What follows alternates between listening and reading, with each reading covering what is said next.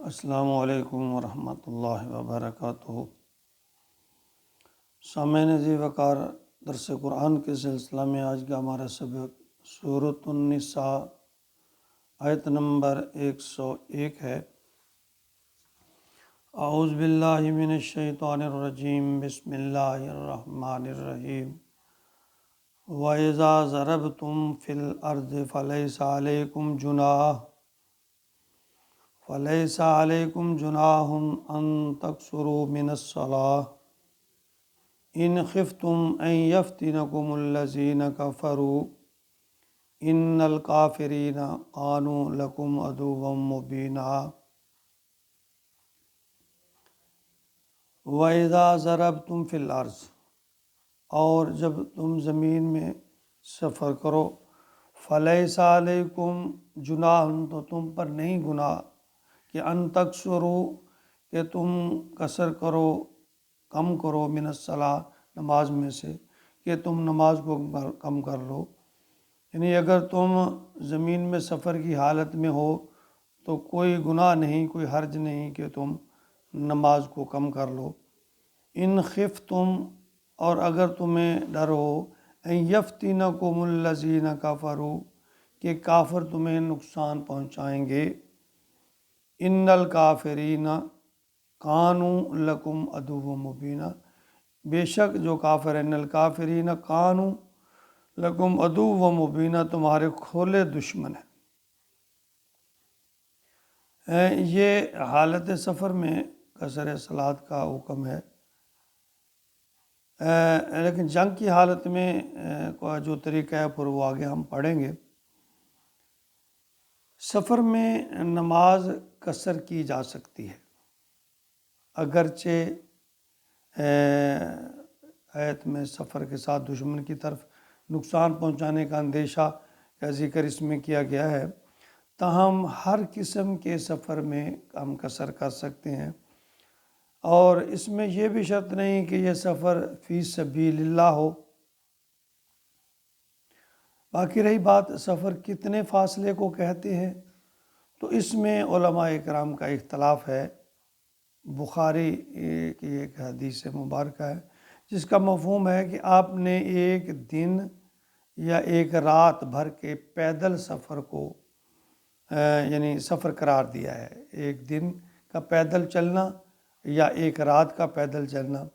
تو اس دور میں اس 9 میل کی مسافت کو سفر پر معمول کیا گیا تھا، جو آج کے اس پیمانے کے مطابق شاید 25 کلومیٹر بنتے ہیں،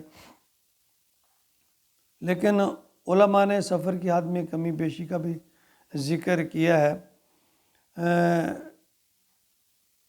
البتہ علماء نے قصر کو افضل عمل قرار دیا ہے، لیکن اگر قصر نہ بھی کی جائے تو اس میں مذاق ہے نہیں، یہ علماء کا قول ہے۔ لیکن ایک حدیث مبارکہ ہے، ترمذی کی یہ حدیث ہے، جس میں حضرت عمر رضی اللہ تعالیٰ عنہ روایت فرماتے ہیں کہ نبی اکرم صلی اللہ علیہ وسلم نے فرمایا کہ یہ جو نماز میں قصر ہے نا، یہ ایک اللہ کی طرف سے انسان پر صدقہ ہے، تو یعنی اس صدقے کو قبول کر لینا چاہیے جو اللہ تعالیٰ نے اپنے بندے پر کیا۔ صحیح مسلم میں بھی یہ حدیث موجود ہے، یہ حدیث اللہ کی طرف سے ایک آسان اور آسانی بھی ہے اور انعام بھی ہے، اس کو قبول کر لینا ہی افضل ہے۔ قصر نماز جو ہے، اس کو جنگ کے اور امن دونوں حالتوں میں بھی اس کو ثابت ہے نبی اکرم صلی اللہ علیہ وسلم سے، یعنی یہ عمل دونوں، یعنی جنگ کے دنوں میں بھی اور سفر کے دنوں میں بھی، دونوں طرح سے یہ قصر کی ہے نبی پاک صلی اللہ علیہ وسلم نے۔ ایک بخاری کی حدیث مبارکہ ہے جس حضرت عمر رضی اللہ تعالیٰ عنہ نے روایت فرمایا کہ اگر آپ کو سفر میں جلدی ہوتی تو آپ مغرب اور عشاء کو اکٹھا کر لیتے، مغرب کو تھوڑا مؤخر کر دیتے، تھوڑا لیٹ کر دیتے، فرض ادا کر لیتے، اور پھر تھوڑی دیر ساتھ ہی عشاء کی نماز تھوڑی سی ایڈوانس کر کے پڑھ لیتے ہیں، اور اسی طرح ظہر اور عصر کی نمازیں، ان دونوں نمازوں کی بھی آپ نے اسی طرح قصر بھی کی اور ان کو اکٹھا بھی کیا ہے۔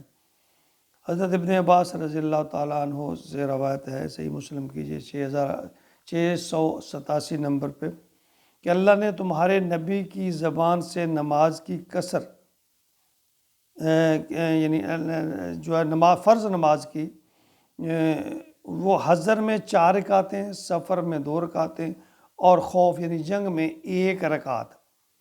یہ ہے کہ نماز کی جو حالت ہے کہ حضر میں یعنی عام حالت میں 4 رکعت، اور سفر میں، امن کا اس کو کہہ لیں سفر، اس کو 2 رکعت، اور جنگ کی حالت میں 1 رکعت جو ہے یہ فرض کی ہے۔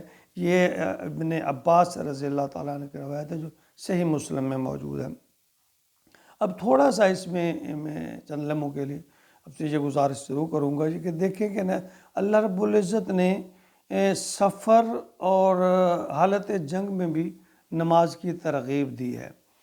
تو عام چیز ہے کہ ہم عام دنوں میں بھی نماز کی ادائیگی میں سستی برتیں، تو یہ کتنے بدقسمتی کی بات ہے۔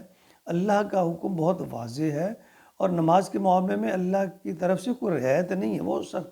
یعنی اگر جنگ کے دنوں میں اللہ تعالیٰ ترغیب دے رہے ہیں کہ اس طرح نماز پڑھنی ہے، سفر میں ترغیب، تو امن کے دنوں میں تو پھر بہت ہی زیادہ ضروری ہے۔ یعنی نماز جو ہے امن میں ہوں، جنگ میں ہوں، سفر میں ہوں، حضر میں ہوں، بیمار ہوں، تندرست، ہر صورت میں نماز کی ادائیگی فرض ہے، بہت ضروری ہے۔ یہ اللہ کا بہت سختی سے حکم ہے۔ نماز کو قضا کرنا، بلا وجہ چھوڑنا، یہ انتہائی بدقسمتی کی بات ہے، بلکہ انسان دائرہ اسلام سے بھی نکل جاتا ہے کہ وَمَن تَرَكَ الصَّلَاةَ مُتَعَمِّدًا فَقَدْ كَفَرَ۔ بہت سارے علماء کرام نے بھی اس کی بہت سختی سے تاکید کی ہے کہ نماز جو ہے، فرض نماز، اس کو نہ چھوڑا جائے۔ اللہ رب العزت ہمیں اہتمام کے ساتھ نماز کی ادائیگی کی توفیق عطا فرمائے، آمین یا رب العالمین۔